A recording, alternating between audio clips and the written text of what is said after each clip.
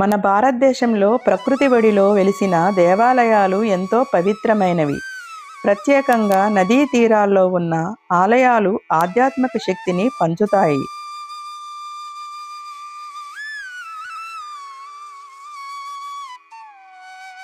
నదీ ప్రవాహం మన మనసుకు ప్రశాంతతను అందిస్తుంది, భక్తిభావాన్ని మరింతగా పెంపొందిస్తుంది. మన సంస్కృతి, మన ఆలయాల చరిత్రను అందరికీ తెలియజేయడం,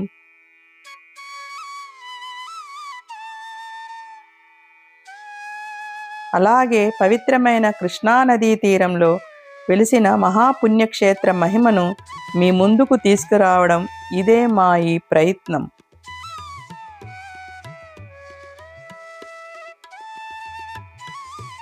మీరు చూస్తున్నారు నాగ్ నేచర్స్ హబ్ ఛానల్.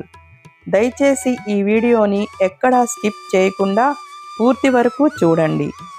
చివరి వరకు చూస్తే ఈ క్షేత్ర మహిమ మీ హృదయంలో నిలిచిపోతుంది.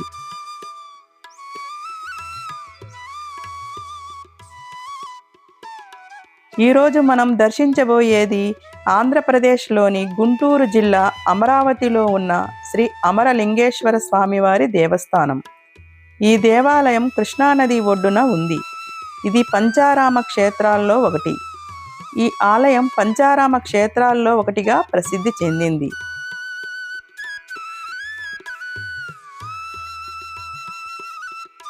పురాణాల ప్రకారం తారకాసురుడు అనే రాక్షసుడు శివుని అనుగ్రహంతో గొంతులో ఒక అమృతమయమైన శివలింగాన్ని ధరించాడు. ఆ రాక్షసుణ్ణి సంహరించిన తరువాత ఆ లింగం 5 భాగాలుగా విరిగింది. ఆ 5 భాగాలు 5 ప్రాంతాల్లో స్థిరపడి పంచారామ క్షేత్రాలుగా ప్రసిద్ధి చెందాయి.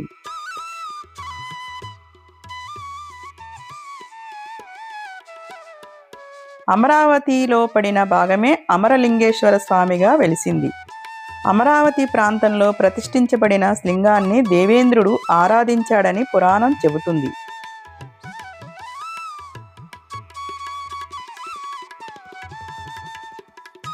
అందుకే ఈ క్షేత్రానికి అమరారామం అని పేరు వచ్చింది.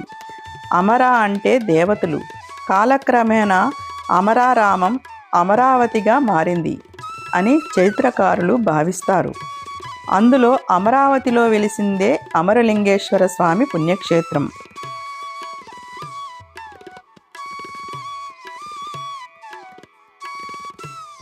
ఈ ఆలయం చాలా పురాతనమైనది. చరిత్రకారులు చెప్పిన ప్రకారం శాతవాహనుల కాలం నుంచే ఈ ప్రాంతం పవిత్రమైనది. తర్వాత చాళుక్యులు, విజయనగర రాజులు ఆలయాన్ని అభివృద్ధి చేశారు. గోపురం ద్రావిడ శైలిలో నిర్మించబడింది. లోపల ఉన్న శివలింగం చాలా ఎత్తుగా ఉంటుంది.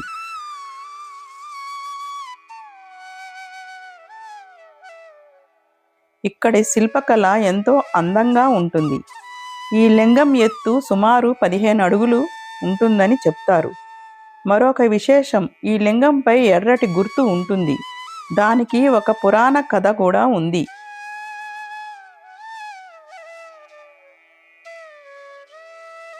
పురాణ విశ్వాసం ప్రకారం తారకాసురుడి సంహారం తర్వాత అమృతమయమైన ఆ శివలింగ భాగం అమరావతి ప్రాంతంలో ప్రతిష్ఠించబడింది.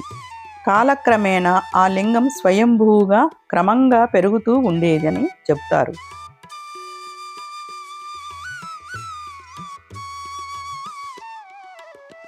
లింగం ఎత్తు రోజురోజుకు పెరుగుతుండడంతో దేవతలు ఆందోళన చెందారని కథనం.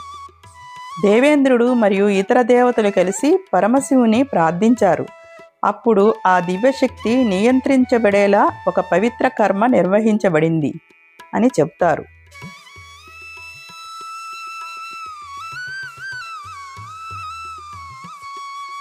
ఆ సమయంలో ఏర్పడిన ఆధ్యాత్మిక శక్తి చిహ్నమే ఈ ఎర్రటి గుర్తు అని చెబుతారు. పంచారామ క్షేత్రాల్లో ఇదే మొదటిది అని అనేక మంది భావిస్తారు. అందుకే ఈ క్షేత్రానికి ప్రత్యేకమైన ఆధ్యాత్మిక స్థానం లభించింది.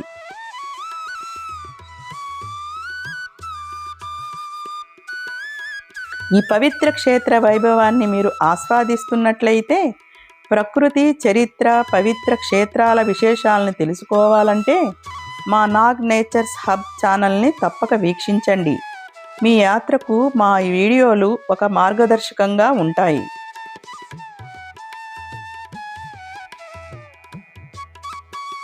ఈ క్షేత్రం ప్రత్యేకత ఏమిటంటే వేల సంవత్సరాల ఆధ్యాత్మిక సాంప్రదాయం ఈ క్షేత్రంలో నిండి ఉంది. ఆలయంలో ఉన్న శివలింగం చాలా ఎత్తుగా ఉంటుంది. భక్తులు రెండంతస్తుల ద్వారా దర్శనం చేసుకునే విధంగా నిర్మాణం ఉంది.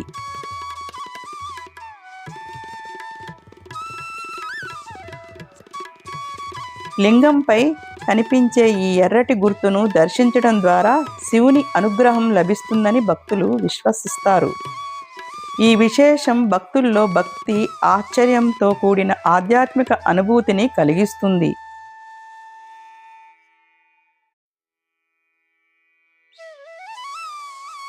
గర్భగుడి సమీపంలో అమ్మవారు శ్రీ బాలా చాముండేశ్వరి దేవి రూపంలో దర్శనమిస్తారు.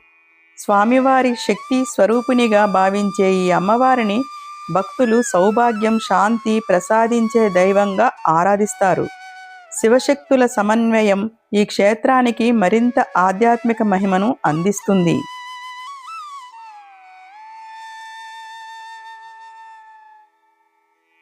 ఈ ఆలయం కృష్ణానదీ తీరంలో ఉంది. భక్తులు ముందుగా నదిలో స్నానం చేసి తర్వాత దర్శనం చేస్తారు. నదీ శక్తి మరియు శివ దర్శనం కలిస్తే మనసుకు ఎంతో పవిత్ర అనుభూతి కలుగుతుంది.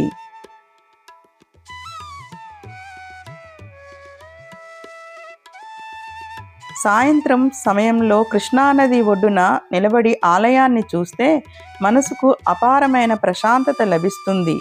అందుకే ఈ ప్రాంతం శైవ సాంప్రదాయానికి ఒక ప్రధాన కేంద్రంగా అభివృద్ధి చెందింది.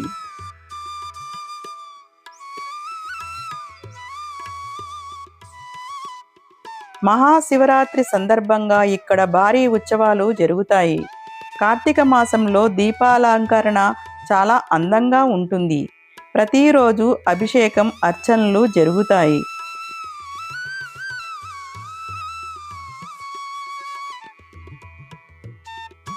ఈ పవిత్ర క్షేత్రాన్ని దర్శించడం ఎంతో భాగ్యం. ప్రకృతి మధ్యలో పవిత్రమైన కృష్ణానది ఒడ్డున శివుని సన్నిధిలో ఉండటం ఒక మహా అద్భుత అనుభవం. అమరలింగేశ్వర స్వామివారి కృప మన అందరిపై ఉండాలని కోరుకుంటున్నాము.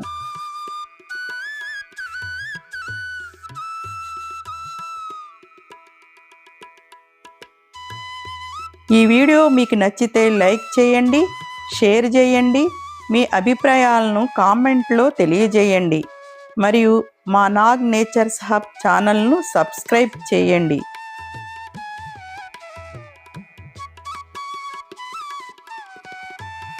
మరో అందమైన ఆధ్యాత్మిక ప్రయాణంతో మళ్ళీ కలుద్దాం.